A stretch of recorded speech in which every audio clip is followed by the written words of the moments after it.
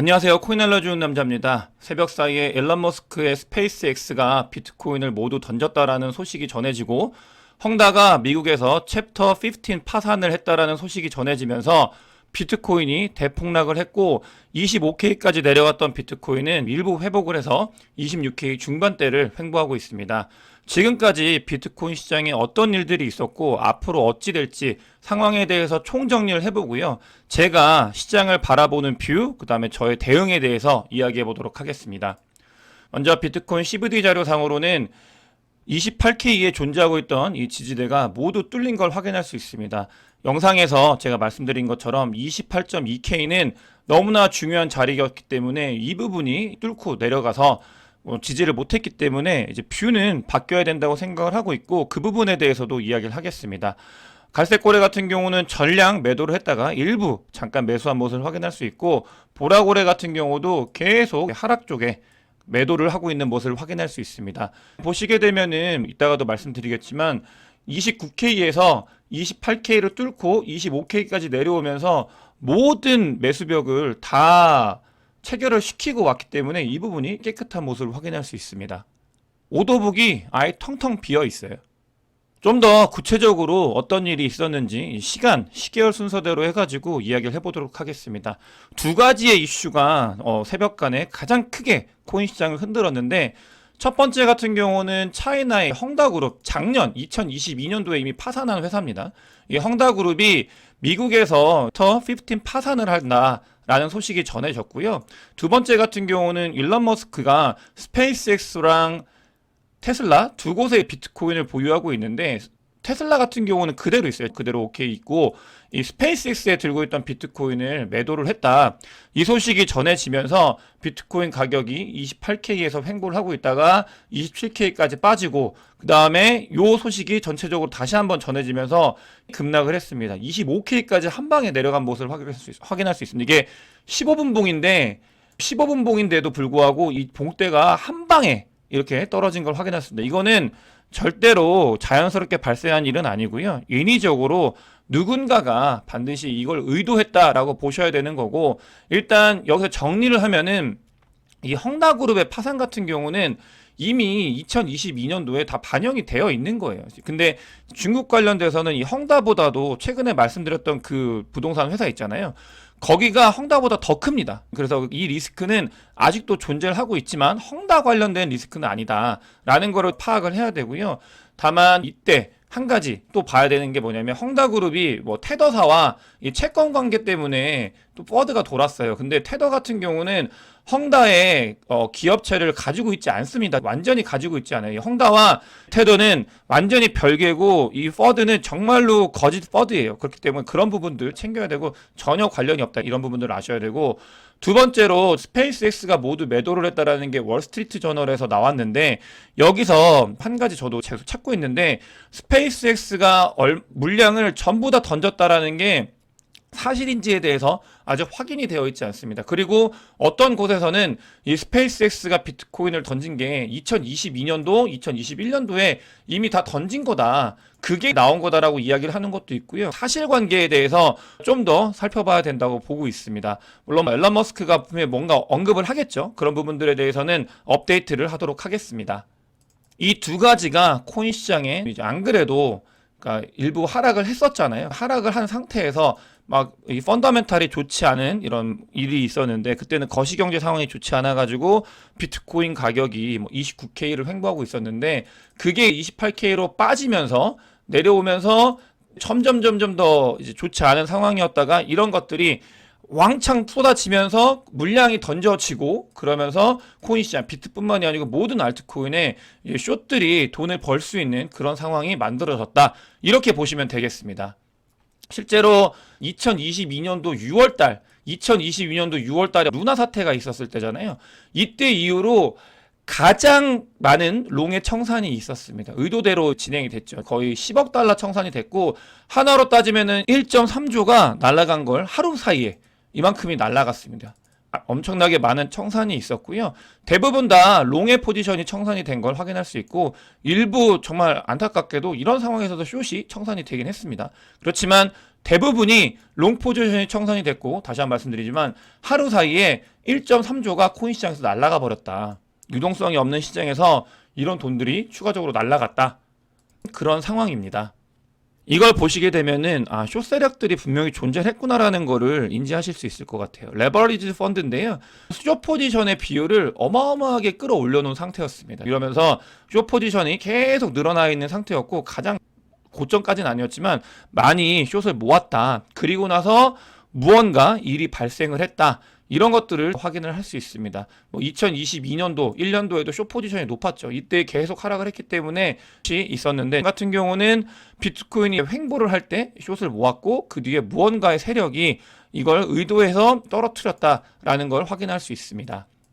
지표를 보게 되면은 28.2K 중요하다고 말씀드렸잖아요. 이게 숏텀 홀더의 리얼라이스드 프라이스인데, 상승장일 때는 숏텀 홀더의 리얼라이스드 프라이스를 뚫고 밑으로 내려가질 않아요. 근데 26K까지 내려온 모습을 확인할 수 있죠. 25K까지 내려왔다 일부 반등을 해서 26K에 있는데, 이게 빠르게 28K까지 다시 올라오지 않는다고 하면은, 그러니까 장이 하락 반전장으로 좀 돌아서서 당분간은 약세일 수 있는 가능성이 있다. 심리적으로라도 생각을 하고 매수매도 전략을 세워야 된다. 이런 말씀을 드리고 싶습니다. 보시게 되면은, 그러니까 리얼라이드 프라이스드 봤을 때 숏텀 홀더들을 봤을 때는 여기 28.2K에 몰려있는 걸 확인할 수 있고요. 이렇게 몰려있죠. 이런 것들을 합치면 28.2K라는 거예요.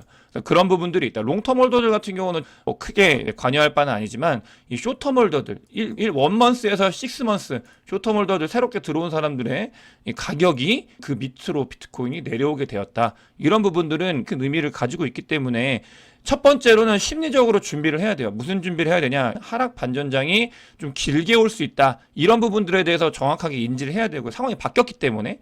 두 번째 같은 경우는 매수매도 전략을 세울 때 DCA 하기 좋은 구간에 접어들었다라는 이런 표현이, 그러니까 사람들한테 기분 나쁘거나 혹은 안 좋게 들리실 수 있지만 맞습니다. 근데 그런 것들을 저도 인정을 하고요. 하지만 정말 좋은 DCA 구간에 접어든 거에 대해서 전략적인 접근을 해야 된다. 이건 뒤에서도 제가 또 말씀을 드리겠습니다.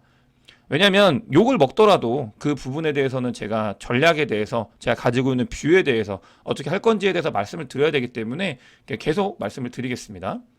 보시면은 선물 OI가 이번에 청산이 다 끝났잖아요. 1조 3천억이 1.3천조가 날아갔는데, 그러면서 이 OI가 완전히 이제 정리가 된 모습을 확인할 수 있습니다. 이 말은 뭐냐면, 선물로 거래하셨던 분들이 다 청산이 돼가지고 거래가 많이 줄어들었다. 이렇게 보시면 될 거고, 포지션이 많이 줄어들었다. 이렇게 보시면 될 것 같고요. 의미 있는 게 뭐냐면, 퍼센트 서플라인 프로핏인데, 그러니까 실제로 플러스인 분들이 엄청나게 줄었어요. 원래는 70% 이상이 플러스였는데 60%대까지 비트코인을 가지고 있는 사람들이 플러스인 게 60%까지 급격하게 하락을 했습니다. 아까 말씀드린 것처럼 숏텀 홀더의 리얼라이즈 프라이스 가격 밑으로 내려왔기 때문에 이런 일들이 발생을 한 거라고 보시면 되겠습니다. 퓨처 OI 같은 경우는 아까 자료에서 말씀드린 것처럼 이렇게 계속 올라가고 있었거든요. 이게 OI가 횡보할 때 올라갈 때는 뚝배기를 맞는 가능성이 있는데, 여기서 뚝배기를 때렸고 그러면서 확 꺾였어요. 어마어마하게 꺾였고, 이거 같은 경우는 2022년도 6월 정말 장이 안 좋았을 때 이후로 처음 있는 일입니다. 그래서 그런 부분들을 챙겨야 된다 말씀을 드리고, 그다음에 처음 시작할 때 말씀드린 것처럼 좀 안타깝지만 너무나 많은 롱청산이 있었습니다. 있었던 청산과는 비교도 할 수 없을 만큼 큰 롱청산이 있었고, 이 롱청산이 가슴 아픈 건 뭐냐면, 어제 일부 하락을 했잖아요. 비트코인이 하락을 했을 때, 그러니까 롱 포지션을 가지셨던 분들이 추가로 돈을 많이 태웠을 거예요. 자기들의 청산가를 낮추기 위해서 많이 태웠을 텐데, 이때 멈추지 않고 이거 숏 세력들은 이렇게 돈이 들어오는 거. OI가 그때 어제 보면 아시겠지만 늘어난다고 말씀을 드렸잖아요. 그 말은 뭐냐면은 본인들의 포지션을 지키기 위해서 돈을 더 태우는 거와 같거든요. 근데 그렇게 OI가 또 늘어나니까 숏 세력들은 절대 한번 하락시키고 나서 돈을 쓴 돈이 있기 때문에 절대 한 번으로 끝나지 않는데, 제가 그거에 대해서 말씀을 드렸어야 되는데 그 부분을 말씀을 못 드렸어요. 여진 이런 얘기를 하긴 했었지만, 근데 그리고 나서 추가적으로 더 큰 하락이 왔다. 그러면서 오늘 뼈 아픈 거는 어제 매수 새롭게 OI를 추가로 롱 포지션을 넣으셨던 분들, 자기 포지션 지키기 위해서 하셨던 분들이 이번에 모두 정리가 될 가능성이 있었다. 이렇게 보여집니다. 그러면서 소셜 도미넌스도 올라가고 있고요. 바이 더 딥, 그러니까 저점이다 라고 하는 그런 이야기들이 늘어나고 있습니다. 근데 여기서 저는 여러분들께 꼭 말씀을 드리고 싶어요. 제가 뷰에 대해서 이렇게 28.2K가 꺾여 내려왔기 때문에 바뀌었다라고 말씀드리잖아요. 여기서 중요한 거, 바이더딥이라는 소식이 이 소셜상에서 많이 나오고 있는데, 바이더딥이라는 이야기가 나왔을 때는 하락의 끝이 아닙니다. 보시면 바이더딥 이야기가 나오면은 그 뒤에도 하락이 계속 횡보를 하고 추가적인 하락이 있습니다. 여러분들께서 꼭 아셔야 되는 건, 바이더딥 이런 말이 많이 나오는 거는 반등을 할 수 있어요. 제가 틀릴 수 있지만 이런 상황에서 이게 나온다는 거는 이 하락 횡보가 좀 더 지속될 가능성이 있다. 역사적으로 봤을 때, 심리적으로, 그 다음에 매수매도 전략을 세울 때 절대로 한 번에 들어가시면 안 돼요. 구간에서는 이런 것들은 꼭 알고 계셔야 됩니다. 장이 반전이 됐기 때문에, 그리고 바이더딥이라는 말, 사람들이 매수에는 좋은 구간이다라는 말이 나왔을 때 하락이 끝나지 않습니다. 거기가 하락의 시작이었어요, 늘. 그 뒤에 이런 부분들 대비를 하면서 추가적인 상승이 언제 올지 모르겠지만 이런 부분들 대비해야 된다라는 말 다시 한번 말씀을 드립니다. 하락이 절대로 한 번에 끝나지 않을 가능성이 있습니다. 이런 부분들은 조심해야 되는 거예요. 그래서 그런 부분들 말씀을 드리고, 그러면서도 매수하기 좋은 타점, 좋은 구간이다라는 거는 변하지 않습니다. 그건 사실이에요. 알리라는 친구가 27K, 28K 깨졌을 때 바이더딥 좋은 구간이다라고 얘기를 했었는데 그 뒤로 더 내려갔죠. 그러면서 자기는 더 섰다고 했어요. 근데 실제로 4시간 RSI를 봤을 때 매집하기 좋은 구간은 맞아요. 좋은 구간은 맞지만 보시면 찍고 나서 바로 반등 안 합니다. 절대. 찍고 나서 바로 반등 절대 안 해요. 기간이 필요하다. 이 기간이 일주일이 될지 한 달이 될지 모르지만 기간이 필요하다. 일단 첫 번째는 하락을 했고 그 다음에 다시 반등하기에는 기간이 필요하다라는 걸 인지를 해야 된다. 두 번째는 그렇지만 DCA로 모아가기에 좋은 구간은 맞다. 이 두 가지를 다른 의미일 수 있지만 저는 같은 의미라고 생각을 합니다. 여러분들께 강조해서 말씀을 드리는 이유가 이거예요.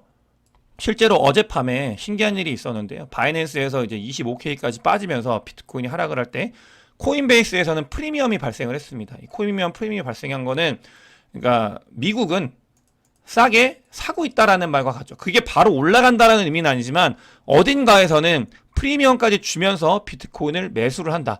누군가는 떨어뜨렸죠. 떨어뜨리고 나서 오케이, 떨어뜨렸으니까 누군가는 매수를 하고 있다라는 게 코인베이스 프리미엄에서 나타나고 있습니다.